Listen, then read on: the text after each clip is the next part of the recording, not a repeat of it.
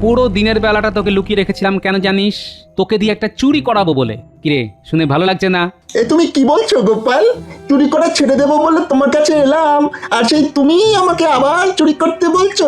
তোমার কাছ থেকে এরকম ব্যবহার পাবো আশা করিনি কিন্তু গোপাল। হ্যাঁ, আচ্ছা, আমি কখনো অসৎ হতে বলতে পারি, কিন্তু কোনো কোনো কাজ আছে যা না করলে প্রকৃত অপরাধী ধরাই পড়বে না। এবার কাজটা কি সেটা বলবে তো? খুব মজার কাজ, এরকম কাজ আগে কখনো করিসনি। এসেছো? নিশ্চয়ই কোনো কাজ করাবে।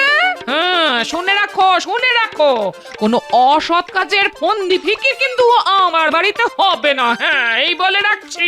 দেখো, কে সৎ আর কে অসৎ সেটা তো পরের কথা। কখন যে সৎ অসৎ হয়ে যায় আর কখন যে অসৎ সৎ হয়ে যায় তা তুমিও জানো না, আমিও জানি না গিন্নি। সে যাই হোক, তা বাবা বটকৃষ্ণ মন্ত্রীকে ছেড়ে হঠাৎ আমার বাড়িতে? আমি ভালো হতে চাইছি, আর তার জন্যই আপনার কাছে আসা। জানি জানি রে, জানি। খারাপ কাজ করতে করতে এক সময় কাজে বৈরাগ্য আসে, তখন পেট গুড়গুড় করে, মাথা ঘোরে, গা বমি বমি করে। তা তোর কি তাই হচ্ছে? কি বুদ্ধি তোমার গোপাল! আমার যে এসব হচ্ছে তা তুমি কি করে জানলে? আরে তোর হচ্ছে আর আমি জানবো না? এটা তুই ভাবলি কি করে? যাক, সৎ সঙ্গে থাকলে তুইও ভালো হয়ে যাবি, বুঝলি? এই যেমন আমি সৎ সঙ্গে বড় হয়েছি, আর তুই অসৎ সঙ্গে। তফাৎ তো এখানেই। তুই যদি ভালো লোকের সঙ্গে মেলামেশা করিস তবে দেখবি সবাই তোকে সম্মান করছে, আর রাতের বেলায় তোকে লোকের বাড়ি যেতে হবে না, সকাল বেলাতেই সবার বাড়ি গিয়ে গুড় মুড়ি খেয়ে আসতে পারবি। তা আমি কি করব? বটা যদি আপনার সঙ্গে কাজ করতে না চায় তবে আমার কি করার আছে? তোর জন্যই তো বটা বিগড়ে গেছে। ওকে দিয়েই তুই খারাপ কাজগুলো বেশি করাতিস, নিজে কিছুই করতিস না। আমার জন্য নয় মন্ত্রী মশাই, আমার জন্য নয়, আপনার জন্য। কোনো কাজেই তো আপনি আগাম দেবেন না, সব সময় বলেন আগে কাজ হোক তারপর দেব। এত বড় জলজ্যান্ত একটা মিথ্যে কথা বলতে পারলি? ওই তো হিরে চুরির ব্যাপারে তোদের যাওয়া আসার খরচা দিইনি, শেষ পর্যন্ত তুইও আমায় ছেড়ে চলে যাবি। কিন্তু যাবিটা কোথায়? হ্যাঁ, কে তোদের আদর করে কাজ দেবে? হ্যাঁ, সেটা ঠিক। আপনি একজন মন্ত্রী, আর কে না জানে একজন মন্ত্রীর কত ক্ষমতা। হ্যাঁ, আপনি ইচ্ছে করলে চোরকে ভালো লোক সাজাতে পারেন, আবার ওই ভালো মানুষকে চোরও বানাতে পারেন, তাই না? তোর না বুদ্ধি আছে? তুই বটার মতো ততটা বলদ নোস। যা, বটাকে খুঁজে আন, দেখি তোর ক্ষমতা। দেখুন বটা আবার ওই বাবা বটেশ্বর হয়ে গেছেন কিনা।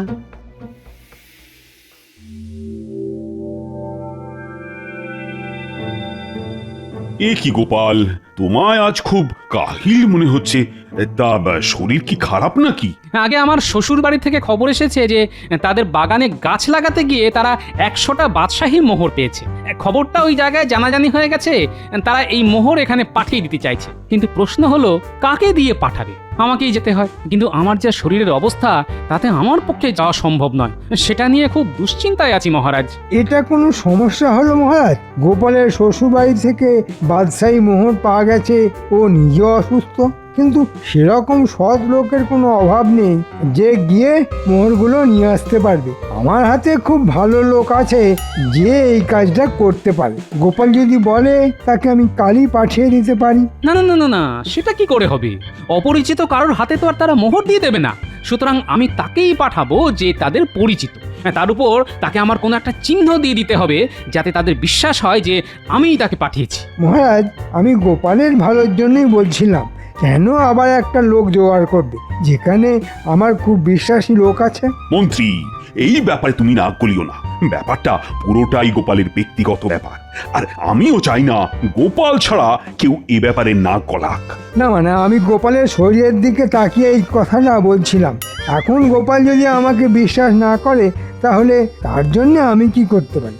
আপনাকে ধন্যবাদ মন্ত্রী মশাই, আজ আপনার সাহায্য নিতে পারলাম না। হ্যাঁ, কিছু মনে করবেন না। হ্যাঁ, তবে এই ব্যাপারে আপনার সাহায্য আমার পরে লাগতে পারে। শোনো, তোমাকে একটা কাজে একটু বাইরে পাঠাবো, তোমার কোনো আপত্তি নেই তো? তোমার কোনো কাজে কি আমি মানা করছি? তুমি যা বলবে আমি তাই করব। এই নাও, ঠিক 100টা মোহর। এর প্রত্যেকটির গায়েই 1 থেকে 100 লেখা আছে। এই মোহর পুটলিতে ভরলাম।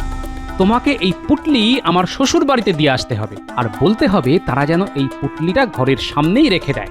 রাতে চোর আসবে এটা নিতে, তারা যেন কোনো বাধা না দেয়। শোনো, এই বাদশাহী মোহর আমার সারা জীবনের সম্পদ। তিল তিল করে এগুলো জমিয়েছিলাম, সব তোমার হাতে তুলে দিলাম। সাবধানে নিয়ে যেও, আর তুমি এক্ষুনি বেরিয়ে পড়ো। কাল ভোর রাতেই পৌঁছে যাবে।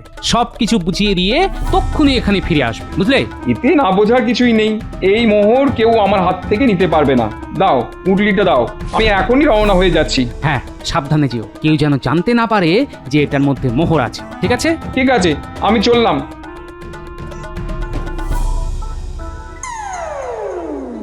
বটাকে পাওয়া গেল রে ঘটা? না, একেবারে হাওয়া হয়ে গেছে, কোথাও খুঁজে পেলাম না। বটাটা একেবারে বোকা, কত বড় একটা রোজগারের সুযোগ এসেছিল, একেবারে হালায় হারালো। শুনি শুনি কেমন সুযোগ? তুই কাল সকালেই রওনা হয়ে যা গোপালের শ্বশুরবাড়ির দিকে। সন্ধ্যের মধ্যেই তুই পৌঁছে যাবি। যেই না দিনের আলো চলে যাবে, সেই সময় দেখবি কোথায় বাদশাহী মোহর লুকিয়ে রেখেছে। সেটা হাতিয়েই সিধে চলে আসবি আমার কাছে। ঠিক আছে ঠিক আছে, চিন্তা করবেন না। ভালো কিন্তু বকরা দেবেন, নইলে ওখান থেকেও গেড়িয়ে দেব। হ্যাঁ, তাহলে তোকে কারাগারে নিয়ে যাওয়া ছাড়া আমার কোনো উপায় থাকবে না রে ঘটা, এই কথাটা মনে রাখিস। পুরো দিনের বেলাটা তোকে লুকিয়ে রেখেছিলাম কেন জানিস? তোকে দিয়ে একটা চুরি করাবো বলে। কিরে, শুনে ভালো লাগছে না? এ তুমি কি বলছো গোপাল? চুরি করা ছেড়ে দেবো বলে তোমার কাছে এলাম, আর সেই তুমি আমাকে আবার চুরি করতে বলছো? তোমার কাছ থেকে এরকম ব্যবহার পাবো আশা করিনি কিন্তু গোপাল। হ্যাঁ, আচ্ছা, আমি কখনো অসৎ হতে বলতে পারি, কিন্তু কোনো কোনো কাজ আছে যা না করলে প্রকৃত অপরাধী ধরাই পড়বে না। এবার কাজটা কি সেটা বলবে তো? খুব মজার কাজ, এরকম কাজ আগে কখনো করিসনি। গোপালের শ্বশুর বাড়ি তো পৌঁছে গেলাম। এবার খুঁজতে হবে কোথায় মোহরের পুঁটুলিটা আছে। মনে হচ্ছে সবাই ঘুমিয়ে পড়েছে, এটাই সুযোগ। হ্যাঁ, এবার এবার কাজে নামতে হবে। জিদ তো কাটতেই হবে।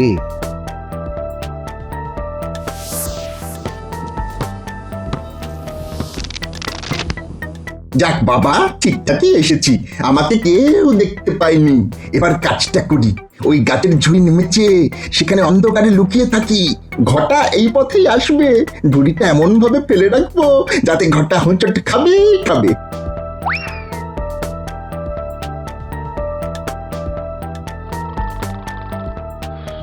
আরে, ওই তো একটা পুতুলি। মনে হচ্ছে এটার মধ্যে মোহর আছে। বাইরে থেকে হাতেরে দেখি মোহর কিনা। হ্যাঁ, মোহর। একটা একটা টু করে শব্দ হলো না? হ্যাঁ হ্যাঁ, হচ্ছে। কিন্তু না, শব্দ করা যাবে না, যদি ঘুম ভেঙে যায়। এবার ওই পোটলাটা নিয়ে কেটে পড়ি বাবা। গোপাল আমায় এই গাছের নিচেই থাকতে বলেছে, এখান থেকে নড়ছি না। আগে ঘটার কি দশা হয় দেখি, তারপর যা করার তাই করব। ব্যাস, পোটলা এখন আমার কাছে, ভিতরে মোহর। একেবারে বাদশাহী। মন্ত্রী যদি বেশি ভাগ না দেয়, তবে আমিও বটার মতো কাজ ছেড়ে দেব। এখন যেতে হবে। লণ্ঠনটা আগে জেলে নি। যা অন্ধকার, কিছুই দেখা যাচ্ছে না বাবা। ব্যাস, এমন ভাবে ঝুড়িটা মাটি খুঁড়ে পেতে রেখেছি, ঘটা এখানে আচার খেয়ে পড়বে। ওই তো একটা আলো দেখা যাচ্ছে, মনে হচ্ছে লণ্ঠনের আলো। এত রাতে নিশ্চয়ই ঘটা, লুকিয়ে অপেক্ষা করি। এত অন্ধকার যে লণ্ঠনের আলোটাও মনে হচ্ছে ওই জোনাকির মতো। বাপ রে, কি অন্ধকার রে বাবা। হ্যাঁ, কিন্তু দেরি হয়ে যাবে। না না না না, ভোরের আগেই আমাকে ওই মন্ত্রীর বাড়ি যেতে হবে। কিন্তু মোহরগুলি দেব না, না দিয়ে ওই বখরা নেওয়াই ভালো। ধরা পড়লে বলবো ওই মন্ত্রী পাঠিয়েছে মোহর চুরি করতে। হ্যাঁ, আলোটা এবারে স্পষ্ট দেখা যাচ্ছে। আমি একটু সরে দাঁড়াই। ও, এই বটগাছের তলায় এত জঙ্গল যে হাঁটাই যাচ্ছে না। দূর। তবে ঘটা যতই লণ্ঠন জ্বালিয়ে আসুক না কেন, হুঁচট ওকে খেতেই হবে। বাপরে বাপ, কি অন্ধকার রে, মোচট না খাই। এই রে, সেই পড়লাম। ইস, হাত থেকে লণ্ঠনটাও পড়ে গেল। এখন কি করি? অন্ধকার, এই মরেছে। আরে আরে মোহরের পোটলাটা হাত থেকে যে ছিটকে গেল, এই যে এখন এখন কি হবে? না না, এই ভূত্রী অবস্থা থেকে যেভাবেই হোক বাঁচতে হবে। হ্যাঁ, বাঁচতে হবে, কিন্তু মোহর কোলে কুড়িয়ে না নিয়ে গেলে তো মন্ত্রীমশাই আবার আমার গর্দান নিয়ে নেবে। ঠিক আছে, যতগুলি কুড়াতে পারি ততগুলোই নিয়ে যাই। ব্যাটার পড়ে গিয়েও লোভ যায়নি, মোহরগুলো কুড়োতে চাইছে। নে, কত নিবি নে, কিছু তো থেকেই যাবে, সেগুলো আমি গোপালকে দিয়ে দেবো। হয়ে গেছে, হয়ে গেছে, এই যা পেরেছি কুড়িয়ে নিয়েছি। মনে তো হয় সবটাই হাতে এসে গেছে। আর মুশকিল হচ্ছে যে কত মোহর ছিল তাই তো জানি না। যাক যাক, এবার যাওয়া যাক। হ্যাঁ, এবার যাওয়া যাক।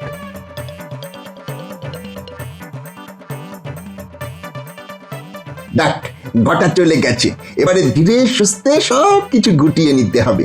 এবার কাজ শুরু করা যাক।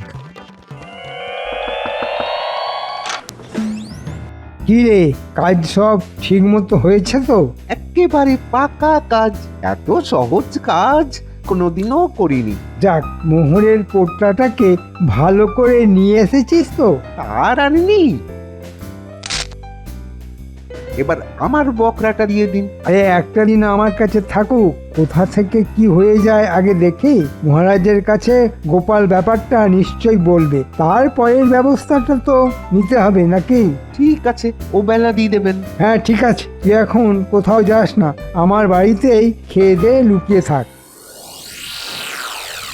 কিরে, কাজ ঠিক মতো হয়েছে তো? যেমনটি বলেছিলে তেমনটি হয়েছে, তবে ঘটা হোঁচট খেয়ে বেশ কয়েকটা মোহর ওখানে ফেলে রেখে এসেছিল, আমি কুড়িয়ে এনেছি। দেখা দেখা। ওটাই তো তুরুপের তাস, মন্ত্রীকে ঘায়েল করার অস্ত্র। নে, এখন হাত পা ধুয়ে নে, আমার সঙ্গে তোকে আজ রাজবাড়ি যেতে হবে। যা যা বলেছিলাম সব মনে আছে তো? চিন্তা করো না, সব মনে আছে।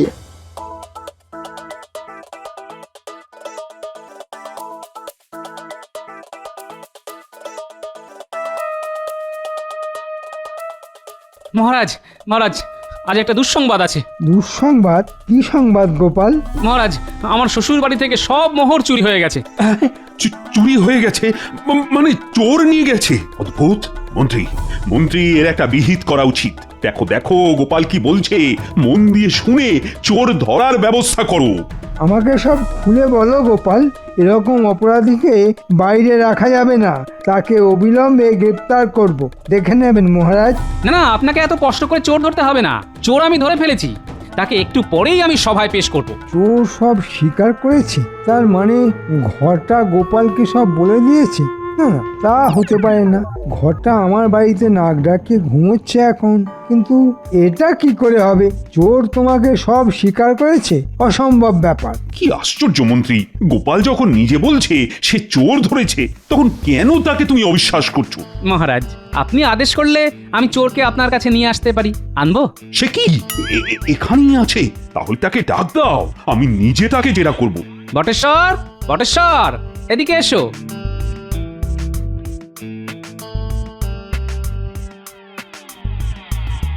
নাও, মহারাজের কাছে দোষ স্বীকার করো। এই সেই চোর? এটা কি করে সম্ভব মহারাজ? কেন? ওকে অবিশ্বাস করা কেন? ও তো নিজের মুখেই চুরির কথা স্বীকার করবে। এই, তোমার নাম কি? লোকে আমাকে বটা বলেই ডাকে। আচ্ছা বটা, গোপালের শ্বশুর বাড়ি থেকে বাদশাহী মোহর কি তুমি চুরি করেছো? আগে হ্যাঁ মহারাজ, ওই চুরি আমিই করেছি। তবে আমি একা নই, আমার সঙ্গে আরেকজনও ছিল, তার নাম ঘটা। মহারাজ, ঘটা। আমরা দুজন মিলে গোপালের শ্বশুর বাড়ি থেকে এই চুরি করেছি। ঘরটা? অসম্ভব ব্যাপার, সে এখন আমার বাড়িতে খেয়ে দিয়ে ঘুমাচ্ছে। মহারাজ, এ সমস্তই গোপালের কাজ। নিরীহ লোককে ফাঁসিয়ে দেওয়াই ওর কাজ। ঘটা খুব ভালো ছেলে, আমার বাড়ির সব কাজ করে দেয়, খুবই সৎ আর কর্মঠ। গোপাল বটাকে শিখিয়ে দিয়েছে ঘটার নাম বলার জন্য। মন্ত্রী, তোমার কথা আমি কিন্তু ঠিক বুঝতে পারছি না, কিন্তু ঘটাকে এখানে হাজির করা হোক। মহারাজ, মন্ত্রী এইমাত্র স্বীকার করেছে ঘটা মন্ত্রীর বাড়িতে খেয়ে দিয়ে ঘুমোচ্ছে। তাকে এখানে তলব করা হোক মহারাজ। ঘটা সম্পূর্ণ নির্দোষ মহারাজ, সে আমার অতিথি। সে কোন দূর থেকে এসেছে, এখন বিশ্রাম করছে। তাকে এখানে তলব করা কি খুব যুক্তিসঙ্গত কাজ হবে মহারাজ? হ্যাঁ ঠিক তাই, তাই তো। ঘটা এখন খুব ক্লান্ত, হবেই তো, আমার শ্বশুর বাড়ির পথটাও তো কম নয়, অনেক দূর, পুরো এক রাত লাগে এখানে আসতে। এখন তো বিশ্রাম নেবেই। ও সব বিশ্রাম টিশ্রাম পরে নিলেও হবে, এক্ষুনি মন্ত্রীর বাড়িতে লোক পাঠানো হোক, ঘটাকে যেন এখানেই ধরে নিয়ে আসা হয়। বাপরে, কি খাতির! আলো খাইয়েছে। এবার এবার একেবারে ওই কুম্ভকর্ণের মতো ঘুমাবো, সেই রাতে উঠবো। দুপুরে খাওয়ার অভ্যেস নেই তো, তাই এত হাই উঠছে। যাই যাই ঘুমাই। আর ঘুমাতে হবে না, চলো চলো ওঠো, মহারাজ তোমাকে ডেকে পাঠিয়েছেন, চলো। হ্যাঁ, মহারাজ আমাকে ডেকে পাঠিয়েছেন কেন? আমি আবার কি করলাম? যা করার তো ওই মন্ত্রী মশাই করেছে, আমায় আবার কেন এই ঝামেলায় ফেলা? কিন্তু মহারাজের আদেশ, আমাকে তো যেতেই হবে। বিপদে পড়লে দেবো ব্যাটার ওই নাম বলে। হ্যাঁ,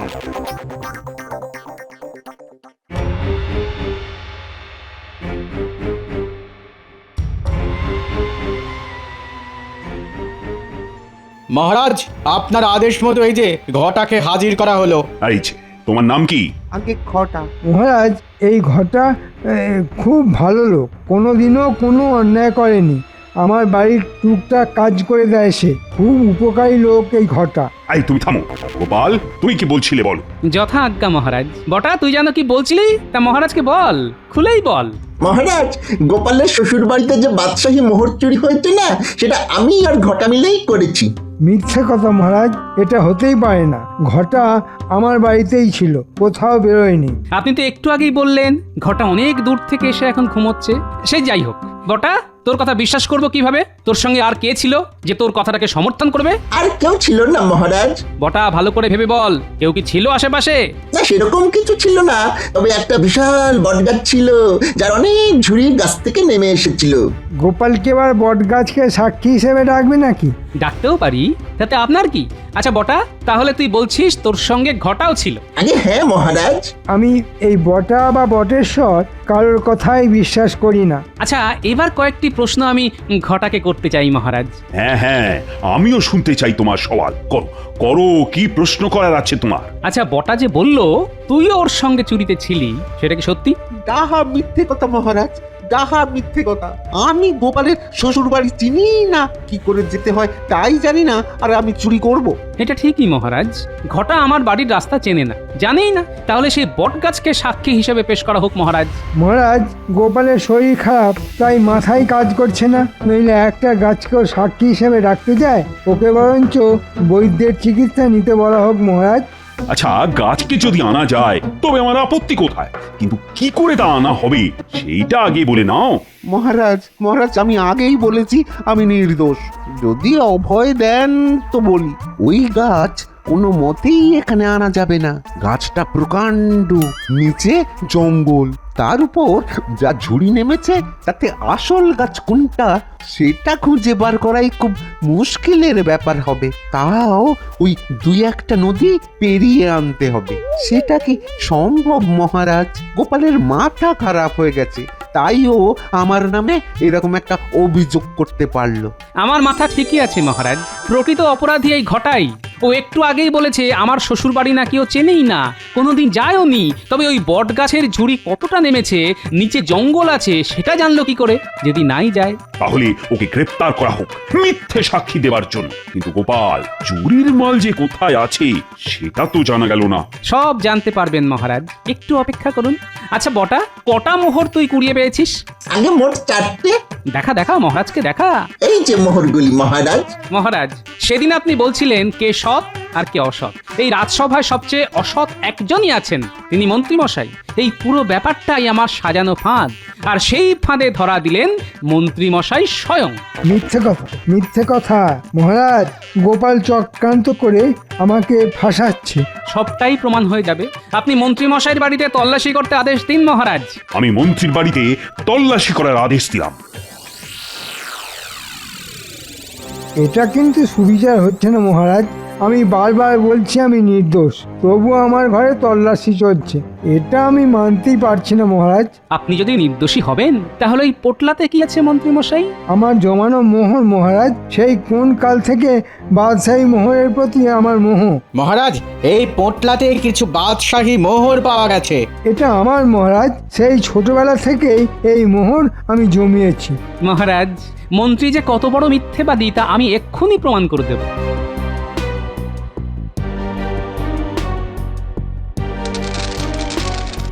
এই দেখুন, এই সব মোহরে আমি 1 থেকে 100 লিখে রেখেছিলাম। এবার আসুন গুনে দেখি কটা আছে।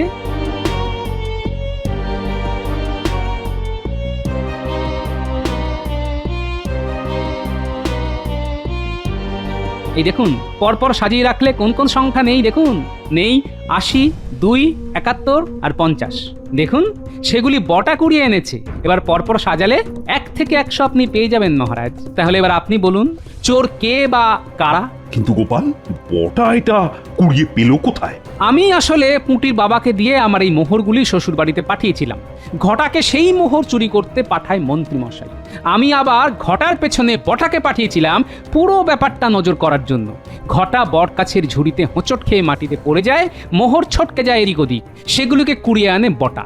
সেই সংখ্যা দেওয়া মোহরই আপনার সামনে হাজির করলাম আমি। আপনি একটু খুঁজলেই সেই ভাঙা লণ্ঠনটা পেয়ে যাবেন মহারাজ। ওই যে ঘরের একপাশে পড়ে আছে ভাঙা লণ্ঠন। দেখলেন তো? মন্ত্রী আর ঘটাকে এক্ষুনি বন্দি করে কারাগারে নিক্ষেপ করা হোক। জয় জয় তোমার গোপাল, তোমার ফাঁদে তাহলে মন্ত্রীর মতো অসৎ লোকেরাও ধরা দেয়। তোমার বুদ্ধির কোনো তুলনাই নেই। কে তোকে আগ বাড়িয়ে বট গাছের কথাটা বলতে বলেছিল? বলেছি, বেশ করেছি। দেখি আমি ছাড়া রাজ্য চলে কিনা। কাকে আর দেখবেন? আমি ছাড়া আর কাউকে দেখার কোনো উপায় এ জীবনে আর পাবেন না।